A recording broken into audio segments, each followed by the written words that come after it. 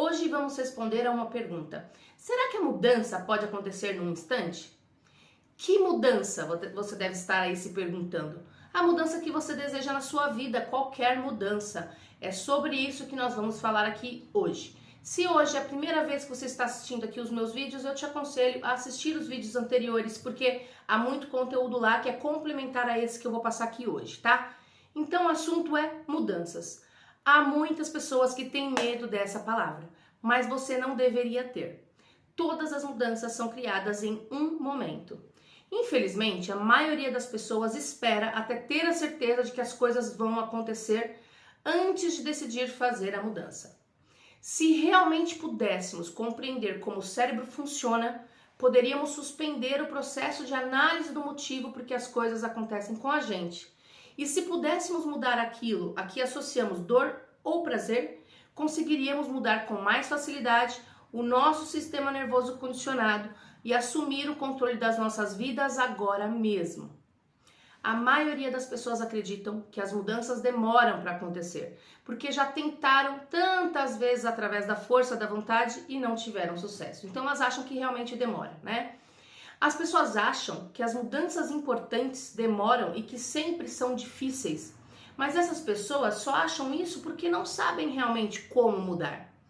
Um dos fatores que interferem aqui é que nós temos um conjunto de crenças na nossa cultura que nos impede de usar toda a capacidade que nós temos aqui dentro de nós.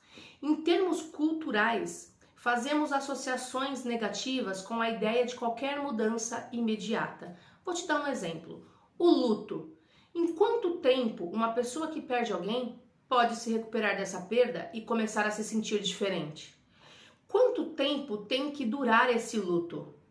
As pessoas têm a capacidade de no dia seguinte estarem bem. Mas por que não faz isso e ficam dias vivendo aquele luto?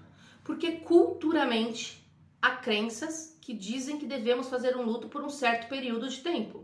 Se você perde seu marido, se você perde seu filho e no dia seguinte não estivesse de luto, isso iria trazer dor à sua vida. Por quê? Porque as pessoas irão falar, vão dizer que você não gostava daquela pessoa que perdeu, e com base nesse condicionamento cultural, você também vai começar a pensar que não gostava dela. A ideia de superar a morte com grande facilidade é muito dolorosa. Então optamos pela dor do luto, ao invés de mudarmos as nossas emoções, até termos a certeza de que cumprimos as regras e padrões culturais, entende? Em algumas culturas comemoram que a pessoa morre. Por quê? Porque associam prazer à morte, já que acreditam que é uma evolução e associam dor ao luto. O objetivo aqui não é dizer o que é certo ou errado em relação ao luto, entendam. O objetivo aqui é compreender como isso se baseia em algo cultural, nas nossas crenças, que é preciso muito tempo para nos recuperarmos aí dessa dor do luto. Então, qualquer mudança, para que seja duradoura, precisa de condicionamento, de reforço imediato. Temos que condicionar o nosso sistema nervoso para ter êxito, não apenas uma vez, mas sistematicamente sempre. É a mesma coisa que você ir para o ginásio. Você não vai uma única vez e já sai de lá com o corpo sensacional e saudável. O mesmo acontece com as emoções e com os comportamentos. Precisamos condicionar essa mudança. Não podemos esquecer aqui que a dor e o prazer moldam todos os nossos comportamentos. Eu já disse isso em outros vídeos, né? E que são a dor e o prazer que podem mudar nossos comportamentos. Então, para que ocorra esse condicionamento, precisamos mais uma vez compreender como usar a dor e como usar o prazer, tá? E nos próximos vídeos nós vamos falar como fazer isso através do NAC, um passo a passo para condicionar o seu sistema nervoso de modo a associar prazer às coisas que quer alcançar e associar dor às coisas que precisa evitar, para que você possa aí alcançar o sucesso que você deseja. Ao assumir esse controle, iremos assumir o controle da nossa vida. Então, nos próximos vídeos, nós vamos aí aprender a condicionar essas neuroassociações de modo a ter força para agir e para produzir os resultados que você sempre sonhou. Agora, contem aqui para mim uma coisa. Não é verdade que todos nós queremos mudar a forma como nos sentimos em relação às coisas ou aos nossos comportamentos? Todos nós queremos isso em algum momento. Lembra lá que nos outros vídeos eu disse que um dos componentes principais para criar uma mudança a longo prazo está na modificação das crenças? A primeira crença que temos que ter, se queremos realmente uma mudança rápida, é a de que podemos mudar agora. Devemos acreditar, ter a convicção de que podemos mudar de um momento para o outro. Porque se você consegue criar um problema em um instante, você também consegue criar a solução. Então sempre há um instante em que a mudança ocorre. Por que não fazer com que esse instante seja agora? Se você pode despertar agora, por que esperar? Uma outra crença que devemos ter é que se queremos criar uma mudança a longo prazo, nós somos responsáveis pela nossa própria mudança e não outra pessoa. Você precisa assumir a responsabilidade. Temos que acreditar que algo tem que absolutamente mudar, não tem outra hipótese. Só quando tem de ser é que iniciamos o processo de fazer realmente o que é necessário para transformar a nossa qualidade de vida. Devemos também não só acreditar que as coisas têm de mudar, mas que eu tenho de as mudar. Devemos aí considerar nós mesmos como a fonte dessa mudança e temos que acreditar que podemos mudar essa situação, que eu posso mudar essa situação, que você pode mudar essa situação. Sem acreditarmos que a mudança é possível para nós, não existe a menor possibilidade de concretizar aí os nossos desejos. Então você tem que ser a fonte da mudança. Você pode ter apoio, mas está em você o poder. Nós, mentores, os psicólogos, profissionais, coaches, nós somos apenas o apoio, o conhecimento, a ferramenta que pode te ajudar, mas só você tem esse poder. Você precisa compreender que o seu cérebro está sempre aguardando cada ordem sua. Ele está lá, sempre pronto para executar qualquer coisa que você pedir. E o cérebro, gente, é algo poderosíssimo. Ele tem uma capacidade aí imensa de nos trazer informações. É muito superior, né? Ele tem uma capacidade imensa de processar informações. É muito superior a um computador, porque ele é capaz de fazer várias ligações ao mesmo tempo. Se temos todo esse poder à nossa disposição, por que é que não podíamos fazer com que nos sentimos felizes sempre? Por que é que não podemos aí mudar um comportamento, beber, fumar, comer demais ou protelar decisões? Por que é que não podemos nos livrar imediatamente da frustração, das dores, dos sofrimentos? Nós podemos, porque nós temos dentro de nós tudo o que precisamos. Temos o melhor computador do mundo, mas nós não temos um manual de como utilizar ele. Então nós não sabemos como o nosso cérebro funciona, ficamos aí pensando em formas de alcançar a mudança, quando na verdade o nosso comportamento está enraizado no nosso sistema nervoso, através das neuroassociações.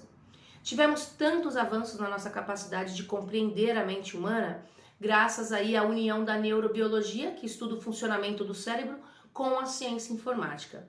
E essas duas disciplinas fundaram aí a neurociência. Os neurocientistas estudam como as neuroassociações ocorrem. Como eu não sou aí neurocientista, eu não vou entrar em muitos detalhes sobre isso aqui. Vamos direto aí ao que nos interessa, né? Sempre que experimentamos uma quantidade significativa de dor ou de prazer, o cérebro procura a causa e registra isso no sistema nervoso, para nos permitir então tomar melhores decisões sobre o que fazer no futuro. Imagina se você não tivesse a neuroassociação de que ao pôr a mão no fogo você se queimaria. Você cometeria várias vezes esse erro, até ficar com uma queimadura grave. Então, as neuroassociações fornecem imediatamente ao nosso cérebro os sinais que nos ajudam a ter acesso às memórias e nos ajudam também a passar pela vida com segurança. Ao fazermos algo pela primeira vez, criamos uma ligação física, um fio neural, que vai nos permitir acessar isso novamente, essa emoção ou esse comportamento no futuro. E cada vez que repetimos o comportamento, esse fio, essa ligação é reforçada. Então acrescentamos outro fio e com repetições suficientes e intensidade emocional, podemos acrescentar muitos fios ao mesmo tempo, aumentando a força desse padrão emocional ou desse comportamento. Essa ligação, Tony chamava no livro de supervia neural, é que vai nos guiar por um caminho de comportamento automático e consistente. As neuroassociações são instrumentos de sobrevivência e estão enraizadas no nosso sistema nervoso como ligações físicas, biológicas.